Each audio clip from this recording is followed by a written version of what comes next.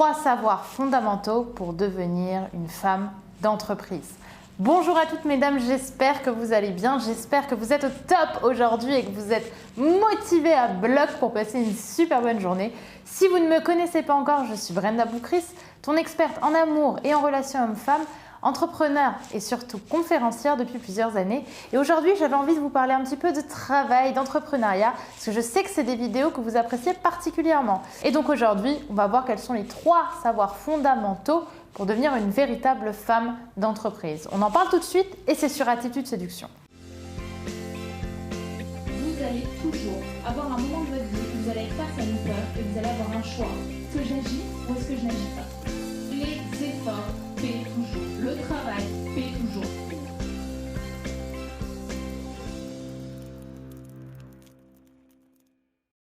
Avant tout, si ce n'est pas déjà fait, je t'invite à mettre un petit like sur la vidéo parce que ça fait toujours plaisir.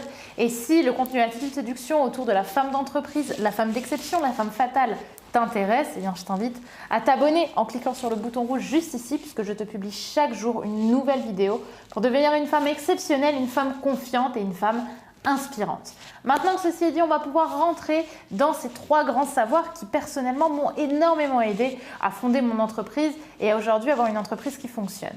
Et ce premier savoir qui à mes yeux est extrêmement inspirant et important pour devenir une vraie femme d'entreprise, une vraie femme d'exception en général, c'est de ne pas attendre que les choses changent pour créer ta société. Pourquoi est-ce que c'est important ? Parce qu'aujourd'hui, je vois énormément de femmes dire « Ok, je voudrais créer ça, je voudrais créer ça, je voudrais créer ça, je voudrais avoir cette société, je voudrais développer ce concept », mais qui au final n'agissent jamais et attendent impatiemment que quelque chose arrive et leur approche et leur provoque finalement ce fameux déclic. Sauf qu'en réalité, ce qui se cache derrière en général, finalement, c'est la peur de ne pas réussir à fonder son entreprise et à pouvoir la monter. Or, plus tu attends en réalité, plus tu t'apportes de la frustration, puisque c'est sûr que du premier coup, ça va rarement fonctionner. Ce qui va fonctionner, c'est la persévérance et le fait de peu à peu mettre en place des nouvelles choses, comprendre mieux ta cible, comprendre comment elle fonctionne, quel est ton positionnement, pour justement commencer à devenir vraiment pertinente dans ce que tu vas apporter à tes clients. Le but, c'est donc de commencer imparfaitement. Tu peux donc commencer sans être à 100% sur ton business. Tu peux commencer en travaillant à 90% pour ton entreprise, pour l'entreprise pour laquelle tu travailles en CDI.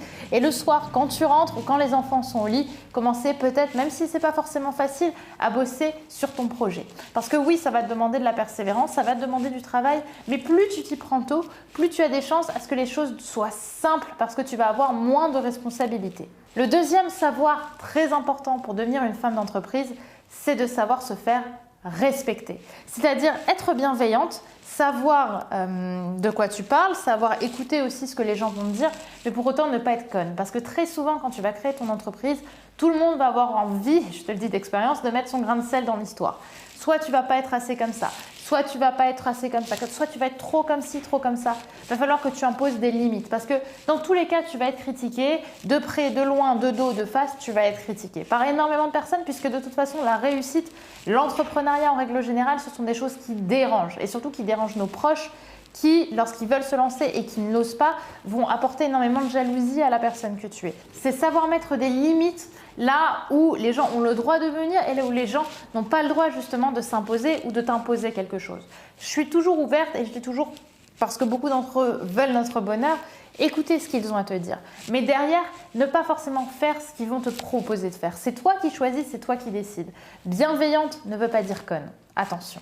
Le troisième savoir qui à mes yeux est indispensable pour avancer et devenir une vraie femme d'entreprise, et pour le coup je pense que c'est une des choses qui m'a le plus aidée dans ma carrière, on peut le dire, en tout cas dans la carrière que je suis en train de créer et que je suis en train de construire, c'est vraiment d'avoir des mentors, des personnes qui t'inspirent.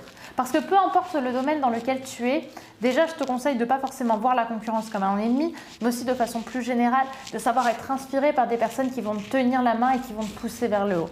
Par exemple, lorsque moi j'aide des personnes à créer leur entreprise et à les accompagner dans le business en ligne, bah forcément ce qui est marquant c'est que Ces personnes, elles ne s'attendaient pas forcément à tomber sur quelqu'un comme moi, quelqu'un qui les comprenne exactement comme elles ont envie d'être comprises. Et c'est ça que j'ai en fait envie de te partager, de te faire comprendre, c'est que tu peux trouver des mentors partout, de tous les âges, que ce soit un homme, une femme. Le principal, c'est que cette personne te parle, qu'elle soit bienveillante envers toi et qu'elle ait une réussite qui soit construite. Il faut aussi avoir la jugeote de savoir si cette personne, elle est pertinente dans les propos qu'elle a et est-ce que toi, ça te parle, est-ce que tu le sens? Parce que quand même, quand on est entrepreneur, on a un instinct. Ce que j'appelle vraiment l'instinct d'entrepreneur. Et si tu sens que cette personne, c'est pas la bonne, ne cherche pas, c'est pas parce qu'elle a réussi à faire des milliers et des milliards parfois d'euros, et je sais de quoi je parle, que cette personne, elle va réellement t'inspirer. Moi, j'ai essayé de suivre comme ça des personnes qui étaient inspirantes pour beaucoup, qui avaient une très grande réussite, mais qui, moi, émotionnellement, ne me stimulaient pas. Et bien, ça a été un échec. Ce n'est pas des personnes qui ont réussi à m'aider ou qui ont réussi à me pousser à davantage me développer, tout simplement parce que je n'avais pas de feeling avec elles. Et qu'avoir des sentiments, des émotions qu'on partage avec un coach ou avec des mentors, c'est très important. Donc, fais la liste de 3 personnes par commentaire que tu considérerais comme des mentors. Elles peuvent être vivantes comme elles peuvent être mortes, parce qu'en soi, tu peux avoir un coach, mais tu peux aussi avoir des gens qui ont réussi et qui t'inspirent. À savoir, moi par exemple, Simone Veil, c'est une personne qui m'inspire énormément pour toute cette force de vivre qu'elle a. Donc, je me suis énormément inspirée lorsque j'ai lu son livre, lorsque j'ai lu Une vie, qui est son autobiographie. J'étais marquée par la personne qu'elle était, par cette force qu'elle transmet au fur et à mesure des années. Donc toi, de ton côté, tu peux aussi le faire.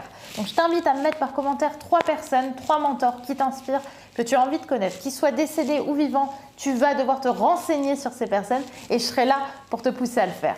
Voilà pour cette vidéo, mesdames, j'espère qu'elle vous aura plu et j'espère qu'elle vous aura inspiré. N'oubliez pas que nous, les femmes, on a intérêt à commencer à aussi montrer qu'on existe en matière de business parce qu'on est des femmes d'exception et on est des femmes indépendantes qui savons réellement suivre nos rêves, suivre nos objectifs et avoir des ambitions à la hauteur de notre valeur. Donc je vous retrouve dès demain pour une nouvelle vidéo de conseils et d'inspiration au féminin pour devenir de véritables femmes d'exception. Et donc n'oubliez pas de vous abonner en cliquant sur le bouton rouge juste ici et à liker parce que ça fait toujours plaisir. À demain mesdames et n'oubliez pas que d'ici là, vous êtes au top.